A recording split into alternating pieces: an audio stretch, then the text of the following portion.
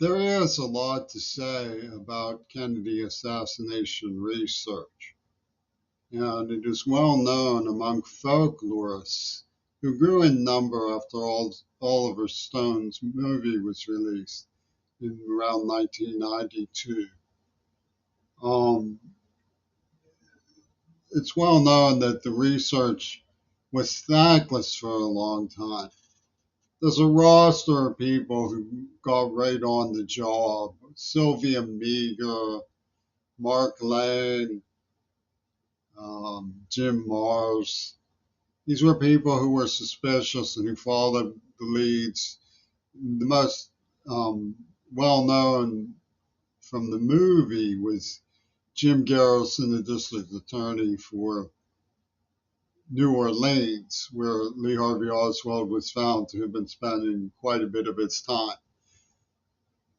Now, the assassination researchers sometimes are very good at what they do, and they choose between two sides: the lone nut position, which is initialed LN, meaning Lee Harvey Oswald acted alone, and the conspiracy theorists, which is initialed CT, for the idea that there was more than one gunman.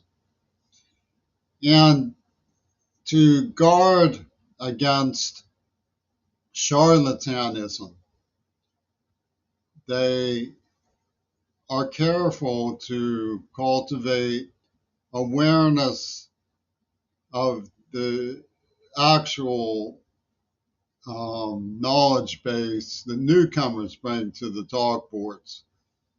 The talk boards have diminished in number, and they fact check and refer people to sources in the event that somebody comes along who is genuinely inclined to try to find out what the dickens happened.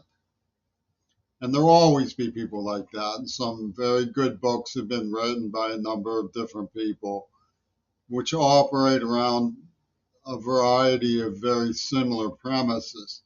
And all of them deal with essential knowledge about the evidence for direction of the headshots, the films, Nick's film, Zapruder film, and Bronson film,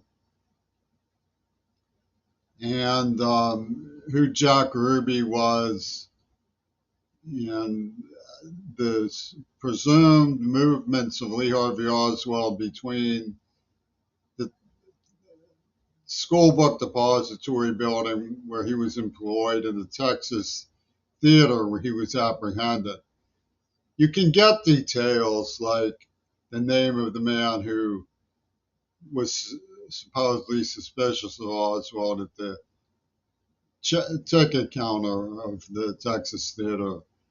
You can get the names of the movies that were playing, but aside from the fact that you can get access to some of these details, it's often considered to be an affront to go your own direction. It's something of a parlor game where you choose sides and demonstrate your veracity by having mastered a particular area of concern. For example, the marksmanship records of Lee Harvey Oswald were the credibility of the claim that he knew Sylvia Audio, were speculation as to which Mr. Hunt, his notorious letter, his memo to Mr. Hunt, was addressed to. And you can get information about the role of Frank Sturgis, one of the Watergate burglars, in the anti-Castro Cubans, which comes up in the file dump that came out of the National Archives. And various researchers have established their reputations in one way or another. Cyril Wecht, a personal nemesis of mine from Pittsburgh, has done that. And the response is Pavlovian. In other words, people will tolerate differences of point of view, but they won't allow you to stray outside the margins. It's okay to speculate about Max Wallace's association with Lyndon Johnson, Nixon, but it's virtually fatal to your name to mention Reagan. Bush is allowed. So the Moran Shift was an important character from the White Russians.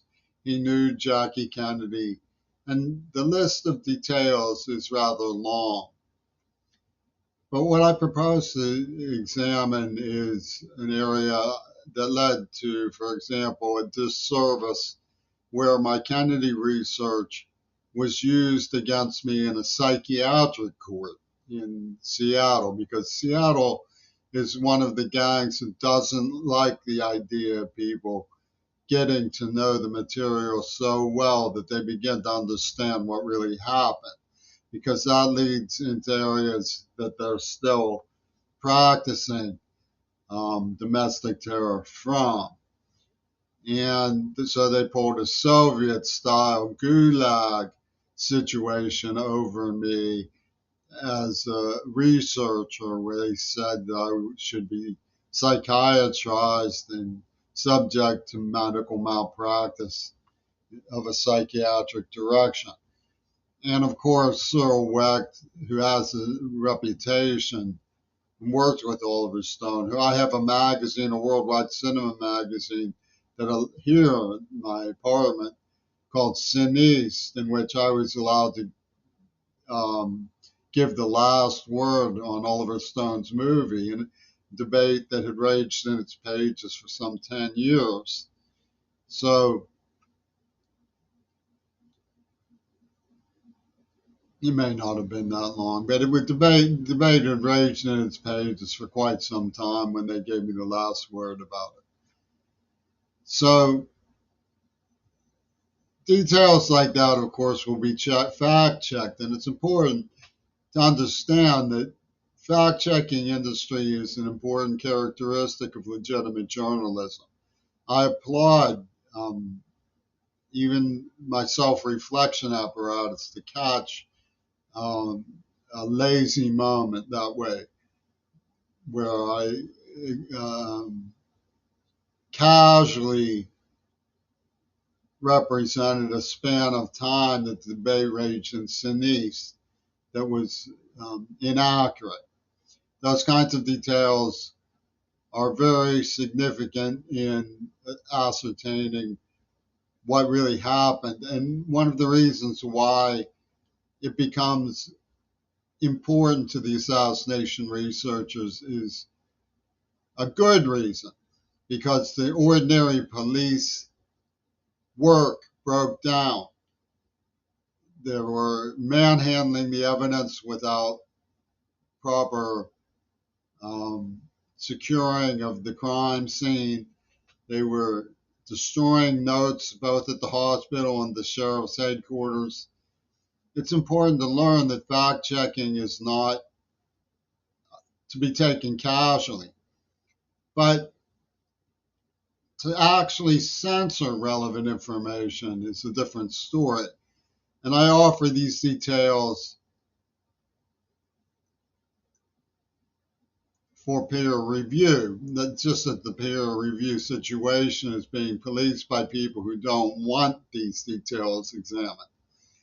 What I propose is a theory that, and I say theory consciously, of the underpinnings of the idea that theory can be used to tar and feather somebody. It's make what they think out to be an albatross, to psychiatrize. I don't mean theory in that sense. I mean theory that is supportable by the details. It needs to be looked into. That abortion played a key role in the ideological structure of the industry that went about bringing about and executing JFK and Dealey Plaza. Henry Wade, the sheriff of Dallas, who framed Oswald and knew Jack Ruby, was the same Wade in Roe versus Wade. Roe, you may know if you're Miss Marple enough to look at clues, is half of the name Monroe. It was very important for people to depict JFK as a womanizer, having affairs with Marilyn Monroe in the aftermath of his assassination, to make it look like maybe he was in league with the Eternal Flame. So Jack Ruby ran the Carousel Club, which was a strip joint. And according to information that came out in a book called Chaos, he had the same psychiatrist as Charlie Manson. And Charlie Manson and Jack Ruby were enjoying the fraternity of the police department in their precinct because they were involved in hidden camera pornography. So the idea of a murder line involving licentious sex comes into fruition with the idea that this is something that people are forced to do by the circumstances that they have cultivated culturally. And this leads in turn to a comparison between abortion and the genocide camps of Nazi Germany. America used to have a bumper sticker, 50,000 abortions annually, Hitler would be proud. So you have this situation organized not to be taken casually. And then you get the surfacing of the Texas school book in a place called an Attica State Prison psychiatrist named Wattenmaker, and a little boy named Jimmy C., who Wattenmaker gave a BB gun, like BB Netanyahu, or little BB and the baby, baby BB. And he gave it a BB gun that was used to shoot a bird. The bird died. And they called it the story of the bird. So Wade Beebe, remember Henry Wade. Wade Beebe was the name of the man who introduced me to Martin Andelman, who was the character who organized the line in the sand for Bibi Netanyahu and Israel Katz over Leslie Katz that Robert Fripp exploited with great fanfare when the British government justified Mount Desert Island. So sexual licentiousness became a point of departure for those who went along with this horrible charade. And it wasn't allowed to be explored that they were playing a game with programmatic information built into the landscape of the social anthropology and cultural anthropology in which we live and establish our relations in our daily lives. And rather than say that abortion is murder and show that they mean it by teaching that they will kill anybody who has sex out of wedlock, they instead developed a pornographic genocide concept and released the AIDS attack, along with a flurry of movies like The Last Temptation of Christ and Mel Gibson's movie about the horrors of the De La Rosa, while they tortured somebody who was given the initials JC. They took the precaution of breaking one of my arms, so you don't have to go chewing the carpet out there at Seattle Psychiatric. I don't think I'm the Messiah. I'm dealing with crackpots from Reagan's coterie who see me as an exemplar of those who live in sin, and they encrypted it in the language.